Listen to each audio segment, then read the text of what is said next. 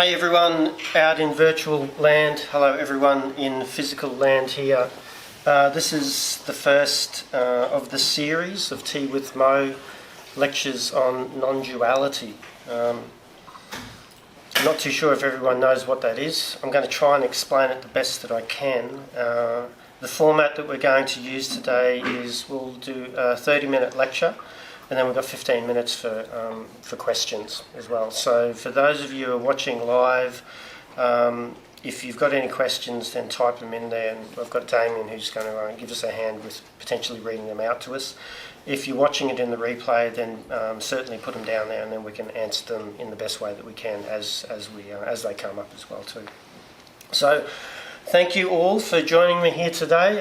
If you can't see in the studio, we've got hundreds of people socially distancing, and everyone's wearing masks, okay? We've only got about 2 or 3 people, but anyway. So, welcome to the Inner Light Meditation Centre. My name's Maurice Harvey-Hall. I am one of the directors of this beautiful centre here. My other director is out of camera, but her name is Alison Navarro.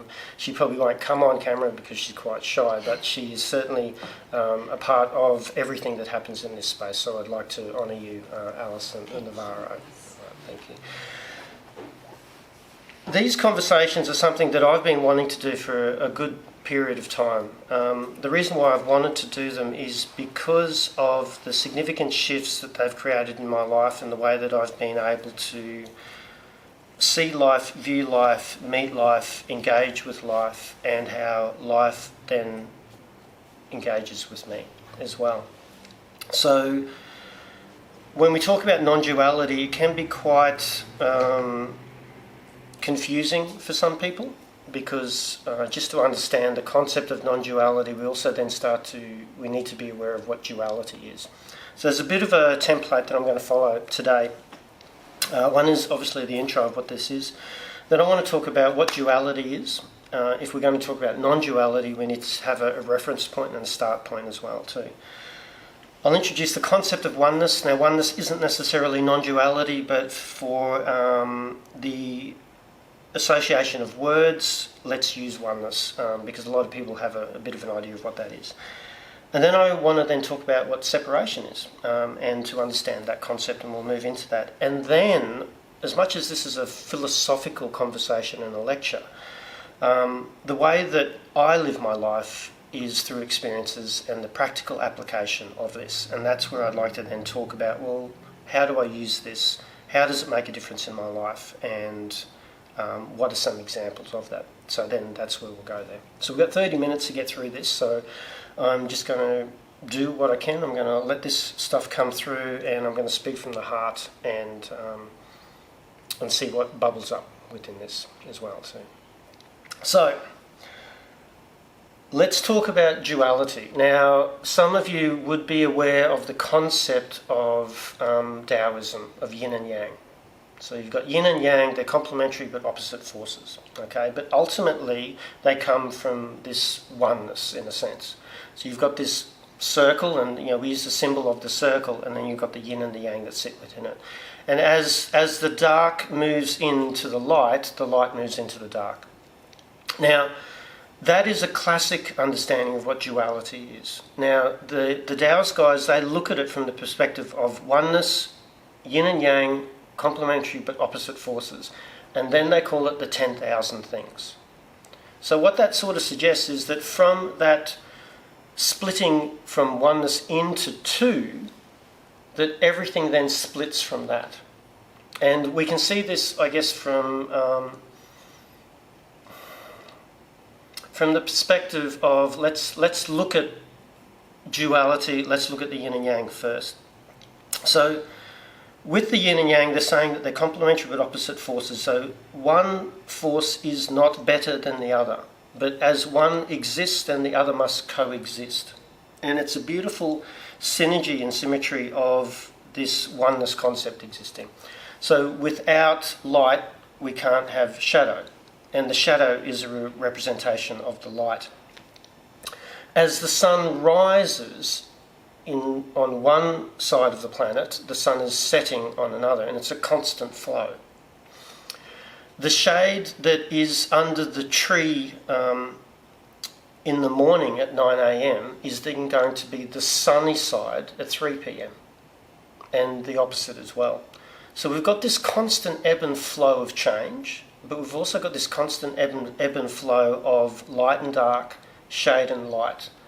But depending on one's perspective, the mind, or we can start to read it in a way that this is good and this is bad. So when we look at the sun, when we look at the shade, the sun doesn't actually hold any weight, any value, any judgment. It's not out there trying to burn you. All right? It doesn't have an intention. It just rises and then it sets. The way that we read it gives it its essence. And this comes back to a concept that's based in Buddhism called emptiness.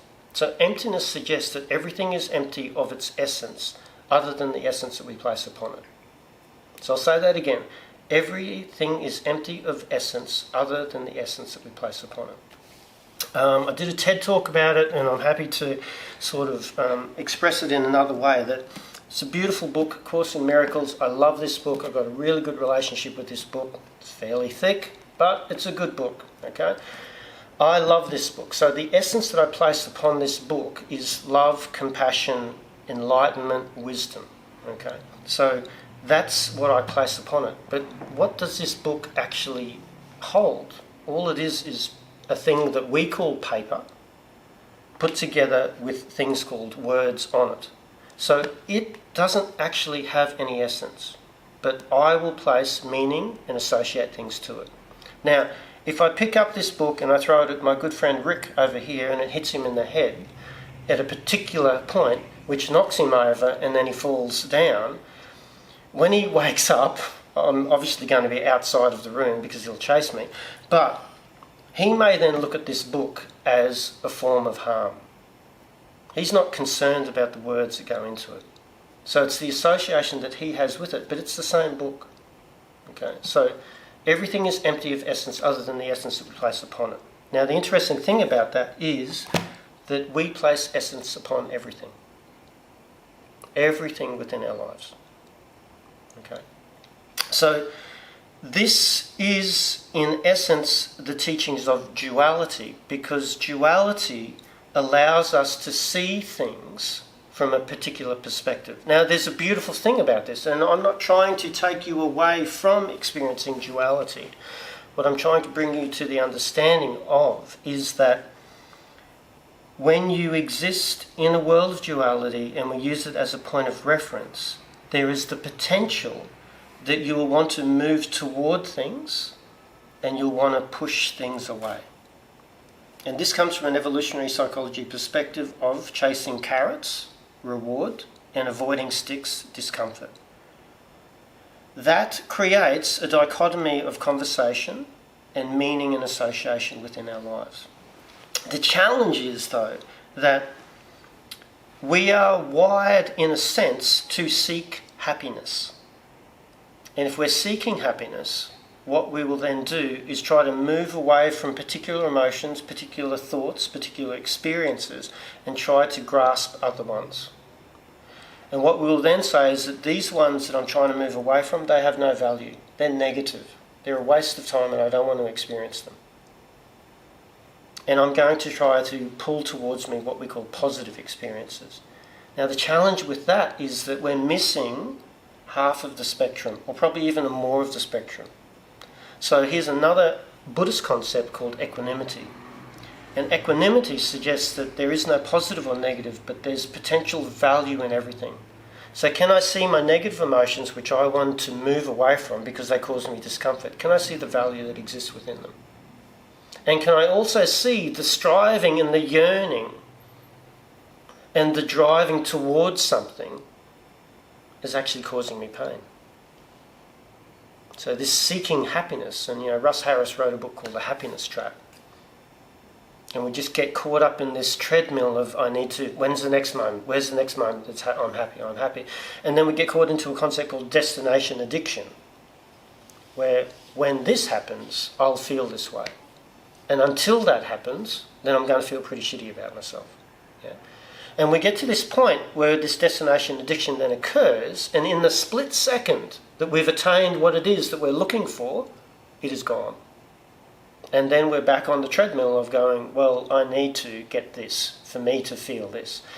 So there's this sense that I'm looking outside of myself for something that is ultimately inside myself. Okay. So that is a brief discussion around duality, okay? This chasing and this moving away from, because we judge things. Now, when I say that we judge things, it's more so the mind is putting labels on things. And the classic sentence that I use all the time whenever I'm in a coaching, introducing the coaching space, is that you are not your mind is a part of you. Your mind is a program. You are the awareness. You are the observing self that can watch the mind. And if you can watch the mind play out its programming, its coding, its game of chasing towards something and chasing and running away from something, you can then start to have a greater authority over the mind and go, thank you, mind, I can see what you're trying to do, you're trying to keep me safe, but I've got it. And I've got it this time, and let's continue to move toward this, or let's sit with this discomfort. And I'll talk about this in practical terms as we move through it a bit. Now, we've got this concept of duality, and duality creates this right and wrong, this up and down, this black and white, light and shade. It creates, and what it does is it splits the cell and creates separation. Now, the greatest point of separation that duality creates is that I think that I am separate to you. I think that I'm separate to you. And when I'm separate to another, I then start to identify as this individual. And when I'm this individual, then everything then starts to become about me and my safety and survival. Not saying that separation is bad, because remember, we're coming from a non-dualistic perspective. In understanding non-dualism, it's about coming to the understanding that this is what is happening. We don't necessarily have to judge it. So when the mind creates separation, and it creates separation through ego. Now, ego is the act of identifying. That's all it is. It doesn't mean that the mind is the ego. The mind runs its own program, does a really great job of it. We can, when we start to become aware of it, use it as a tool. The mind is not a bad thing. And even the ego is not a bad thing. But the ego is the act of identifying. And what it does is it identifies us, male, female, father, son, boyfriend, girlfriend, black, white. See how the identification happens there. Now, it's doing this, and ego is really important around self-awareness. So it's not that we want to get rid of the ego, we need to acknowledge what the ego does.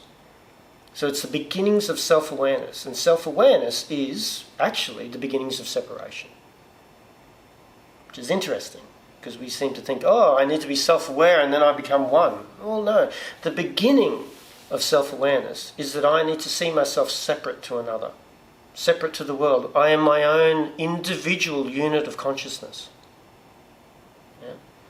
And from there, ego then starts to say, well, I can impact my life. What would I like to do in this life? And then we get to this point where we start to come to an understanding that I and life have this really beautiful dance or a wrestle. And can I impact my life? Could I even create my own reality? And this is another conversation that we will have as a part of this discourse in this series of how you do create your own reality.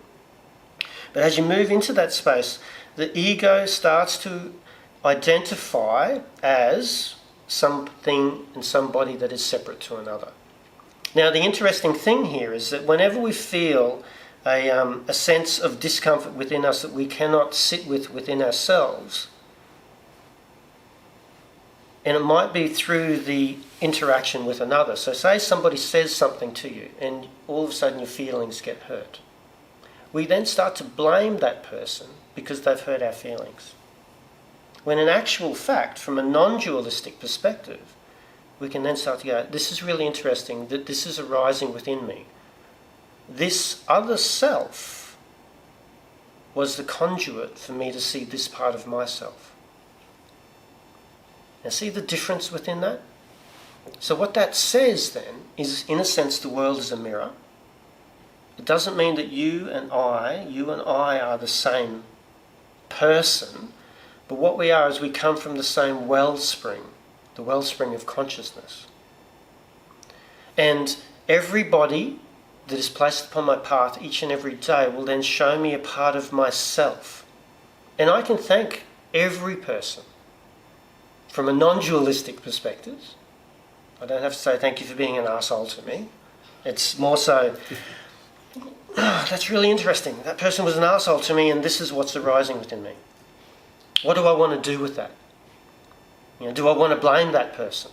Well, I could blame that person, but notice when we blame somebody, what we're actually doing is we're projecting the discomfort that's experienced within us that we don't know how to sit with.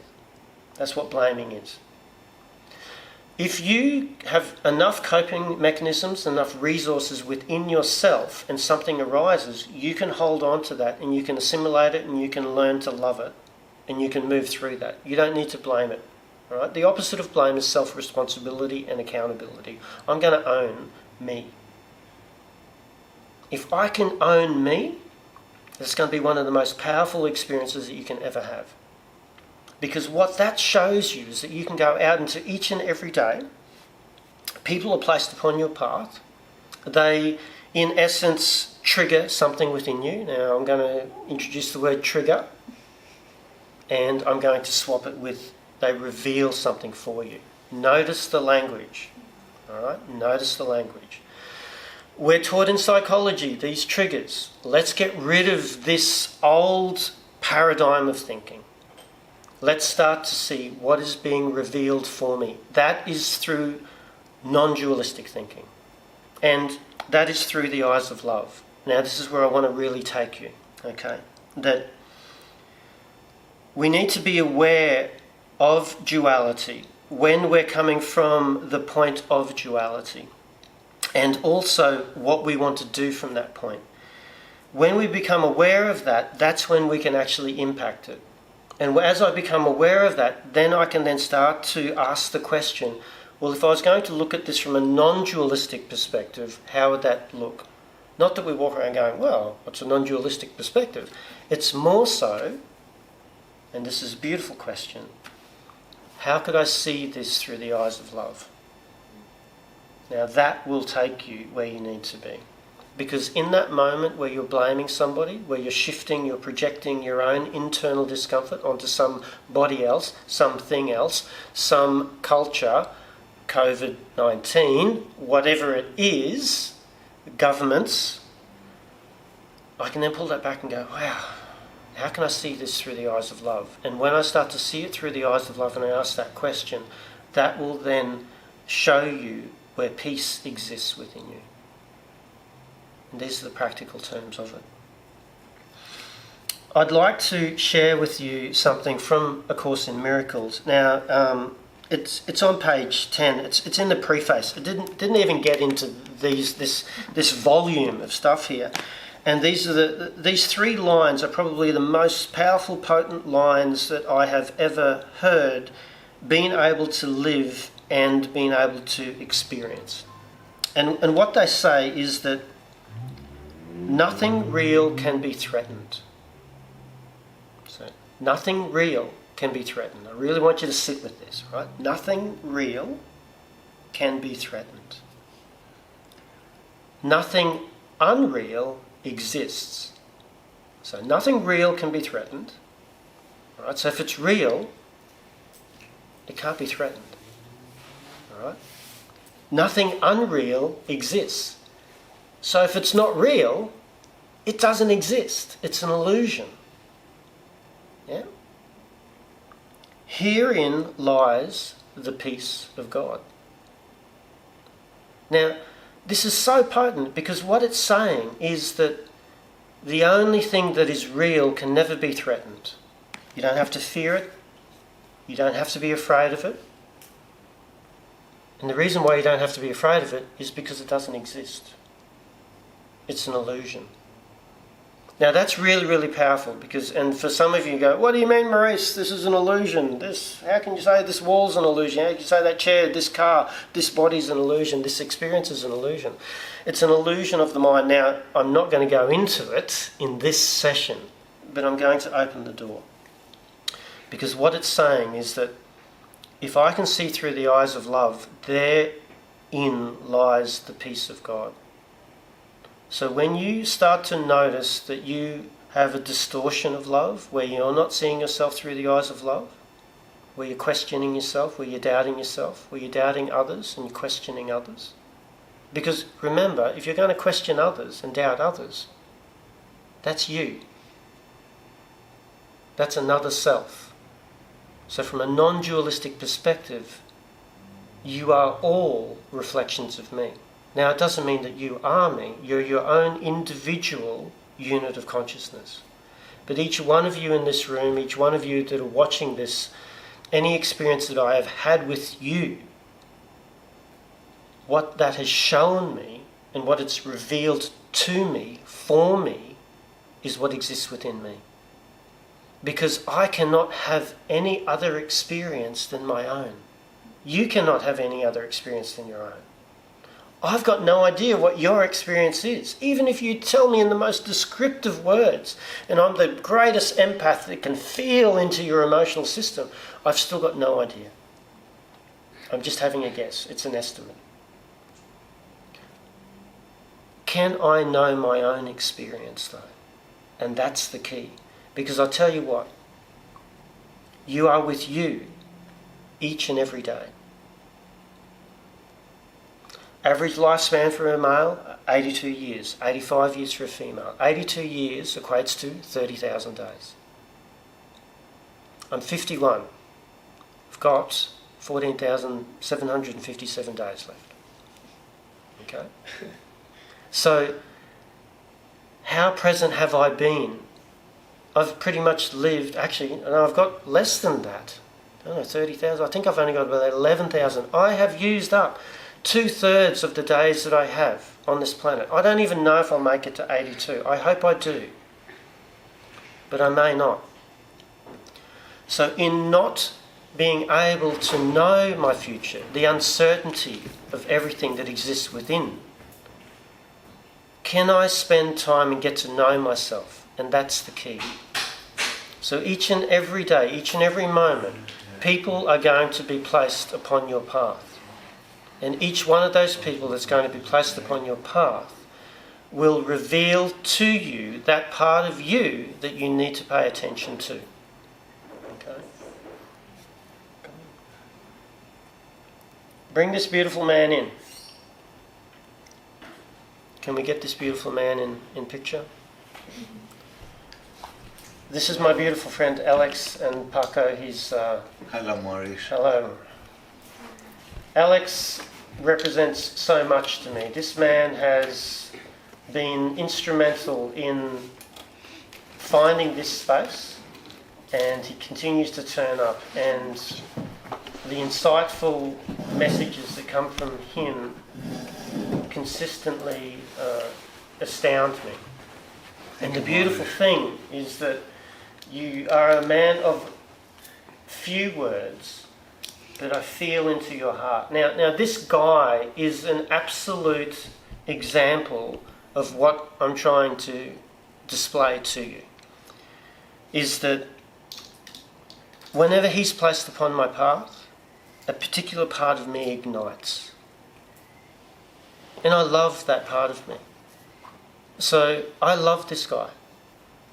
I love you too. And see, there it is again.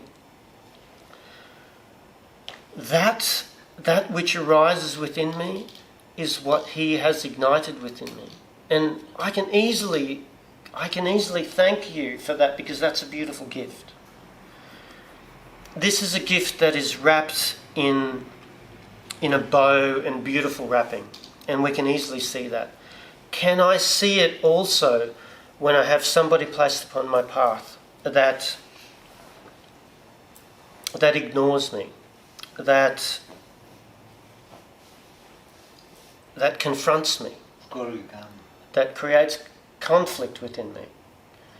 Because that is another gift, but that gift, it may be wrapped in barbed wire. But through the eyes of equanimity, through the eyes of emptiness, through the eyes of love, through the concept, through the thinking of non-dualistic thinking, I can then start to see that this other self is revealing to me what exists within me. You know, Carl Jung said you can't see anything outside of yourself. And so what I ask you to do is to consider and to contemplate that throughout your days you will meet many people. They will be placed upon your path. And when they are placed upon your path, notice the interactions that you have with them. Notice what's happening between you and them, but also notice what's arising within me.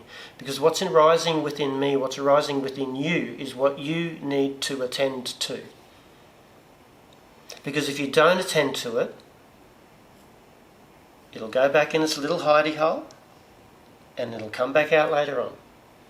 So here's this really beautiful, wonderful opportunity for each and every day to learn about self. Because you don't know how many days you've got. All right?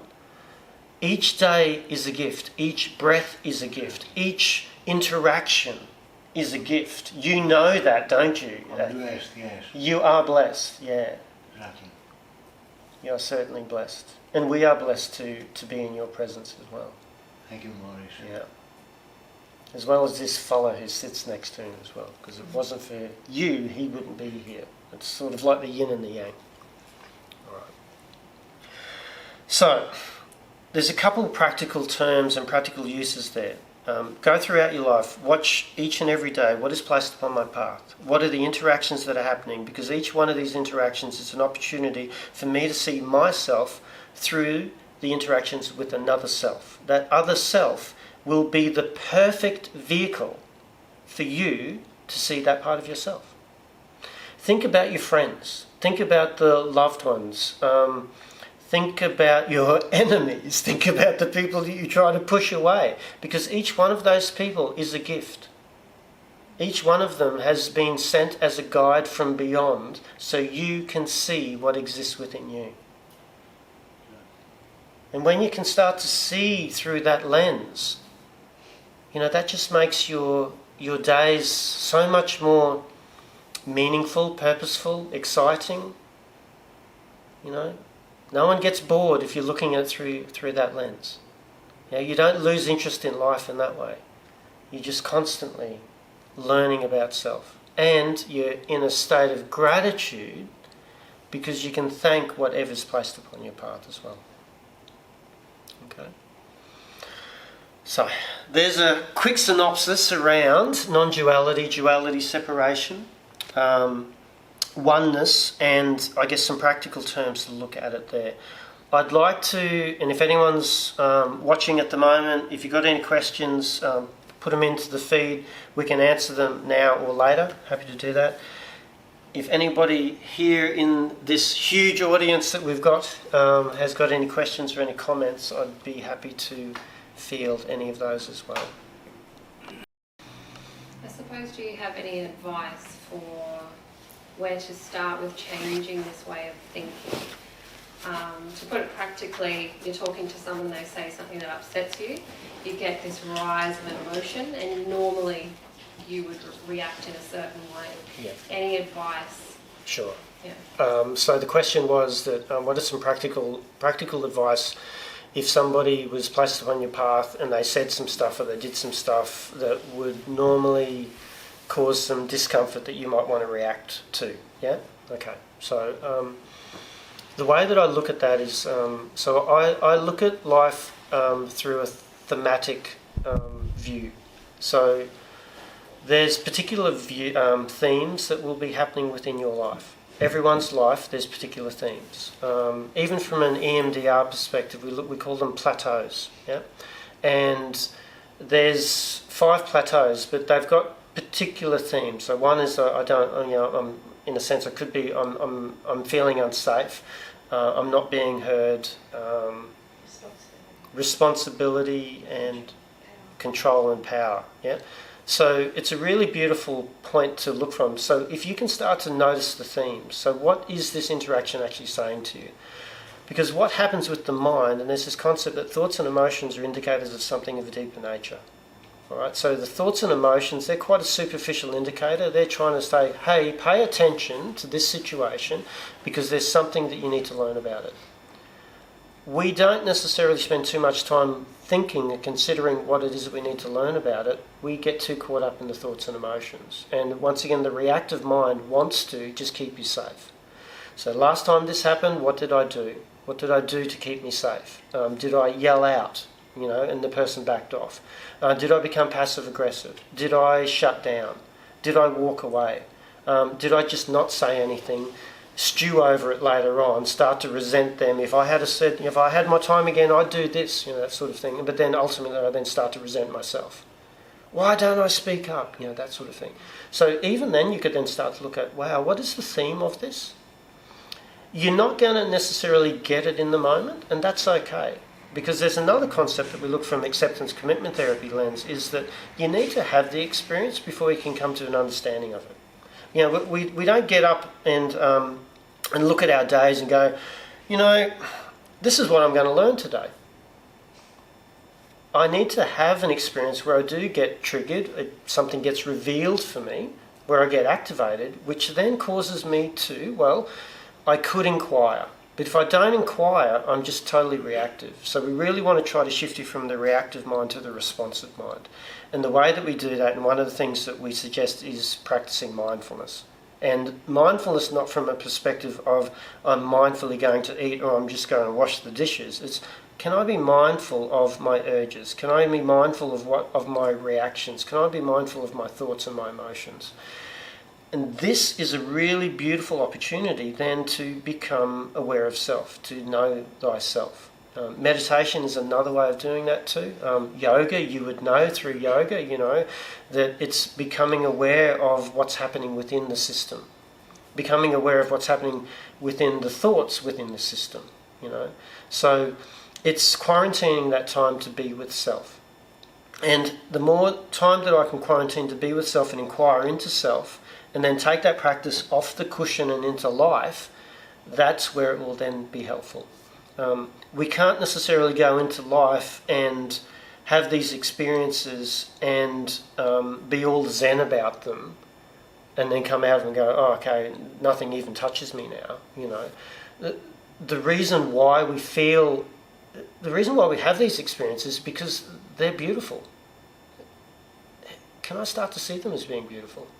Can I start to be grateful for them?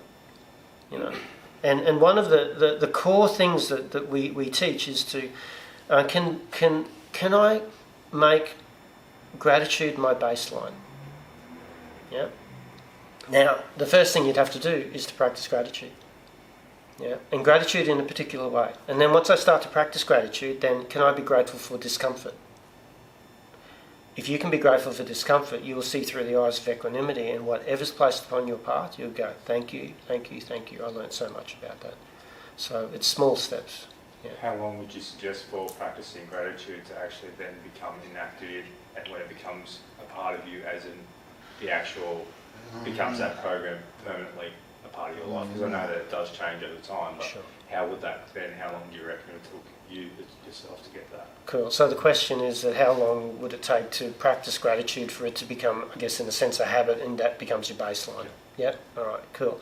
So initially we just go, hey, 3 points of gratitude each and every day. All right, so I need to start somewhere, even if it's only 1 point. That's something there. All right, so that's the beginning. All right. There's a concept about residing. We talk about residing in peace, residing in gratitude. So, and I love this concept because it came to me the other day that, we are visitors of our emotions. Right? We visit particular emotions. So remember, when we visit particular people, we feel a particular way. Yeah. So if you want to visit, love, then go and see somebody that you love, because love's going to come up. I know that whenever I catch up with Alex, I feel a really heart warmth connection and love. So in the moment that I hang out with Alex, I'm visiting love, right? If I want to feel betrayed, I'll think about somebody who betrayed me. I can go and visit that emotion. Right? So I'm a visitor. If you want to reside somewhere, you need to visit it often. The more often you visit it, the more you then start to reside in it. And so what you'll then find is that you will start to reside in gratitude, and then you will visit self-doubt. Because it's only a momentary visit. You'll visit anger. You'll visit confidence. Yeah? So start to see it from the perspective of how much time do I spend in the state of gratitude. First up, can I be grateful for things around me? Second up, can I be grateful for the things that cause me discomfort? See, now we're starting to visit it more and more. And then I start to reside in it more and more, because whatever's placed upon my path, I can be grateful for. Then you become a resident, a permanent resident of gratitude. Yeah? Hello, it's like with your yoga. You know, if you're only going to do yoga once a week, you're only visiting yoga. If you're doing it 5 or 6 times a week, you're becoming more of a resident in that. And so then it becomes more of your routine, more of your natural daily habits. It becomes automated in a sense. And everything that you do and everything that you move is based on yoga. Yeah. I'm fortunate enough to have these conversations each and every day, so I reside in this space. Yeah. People come and visit me in this space. But when we're doing the coaching, when we're working together, they're checking in on me, so they start to then reside in that, or they visit it more and more. So if you want to reside in peace, then visit it. And then visit it again, and again, and again. If you want to reside in gratitude, then work out how I can be grateful in so many areas of my life. If I want to reside in love, where does love exist within my life? What does that feel like? And if I can find it externally, it's about tapping into this is where love is. Because this is where love is. You know, you say, I'm in love with you. It's more so, I am in the state of love with you. See? Because each and every emotion you experience is you in your state. You might be the external silhouette of what that means to me, but ultimately I am the one who feels that within me. Yeah. It's like you are the silhouette of betrayal to me. Right? So if I want to feel betrayed, not that I would ever feel that towards you, Carolina, but if I ever wanted to, then I would go, I just think of Carolina, now I'm feeling betrayed. Now I'm going to close off, that sort of thing. And then, Alex, I'll think of Alex, and now I'm open. Yeah? But, Poor Carolina. But it's, I know. But I'm grateful for the betrayal. Yeah. Anyway. Does that help, Rick? And not that it probably answered, but to give you a number, at least 3 times a day, and then more. Because once you're in that state, you'll want to stay a bit longer. So would you suggest then to an individual to start on the external environment or the internal environment first? So when you're actually doing the gratitude itself, would that come from start with the internal, then go to the external environment? Sure. Yeah. So the question was, would it be best to start with the external environment or start it with the internal environment? So there's 2 things, and then we supercharge it with another 2 things. First one is, what am I grateful for? Usually it's an external, or it could be an internal, whatever it is. Why am I grateful for it? So now I'm trying to tap into the emotion, so that's within me. So the what could be external or internal. The why is more of an internal. Yeah. Then the supercharging, we then go to where in your body do you feel it? So that's internal. Yeah. And then the last one is go, what does that say about me? What is a positive cognition that says about me? And that's an internal journey. So out of those 4 questions, all 4 could be internal, but we could have 1 external and then the 3 internal, if that makes sense. Great question. Thank you, Rick. Beautiful. How are we going for time, Captain? What does that mean? Good. Good? All right, okay. Any other questions, comments, considerations? It's funny you talked about ego and self-awareness today. I read a quote that said they can't coexist. What are your thoughts on that? Because I'm no expert. Yeah, sure. And look, the thing is that, so ego is, so it's interesting if you say ego is the act of identifying. And so if we go, oh, that's ego consciousness, we've actually fallen into the trap of identifying it as a consciousness. So the ego is not actually something that exists other than the act of identifying it as something. Yeah? All right. So it's yeah. I know, that's I'll drop the mic now, all right? We'll do a whole talk around that, but it's a really good question because...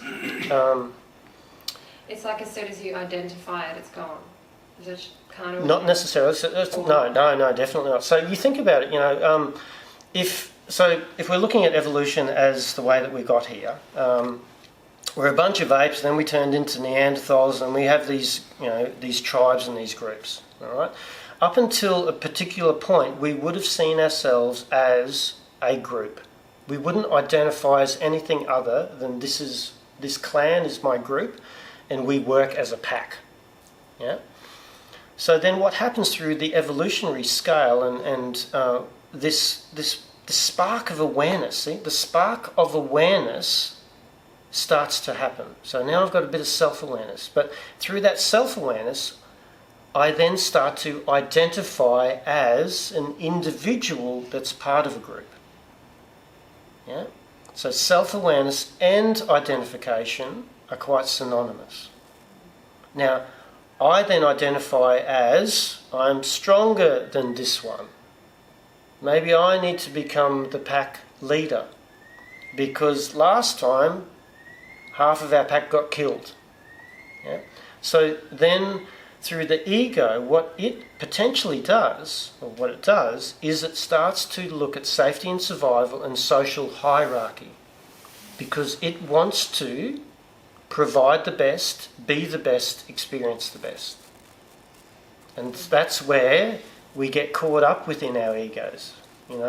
Here's a bit of humble pie, my ego's bruised.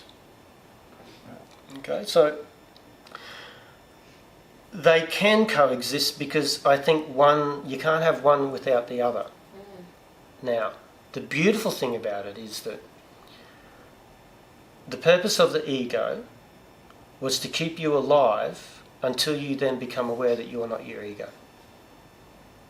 Can you say that again? All right. The purpose of the ego is to keep you alive through the identifying as particular roles, persons, identities, all that sort of stuff, to keep you alive, keep you working up the social hierarchy order to do well, and then you get to a point where you start to contemplate what we're talking about here, non-dualism, to then recognise that you are not the ego.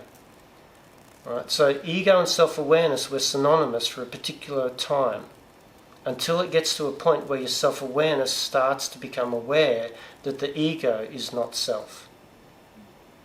Even if we want to then start to go, okay, you're not self-aware anymore, you're just awareness.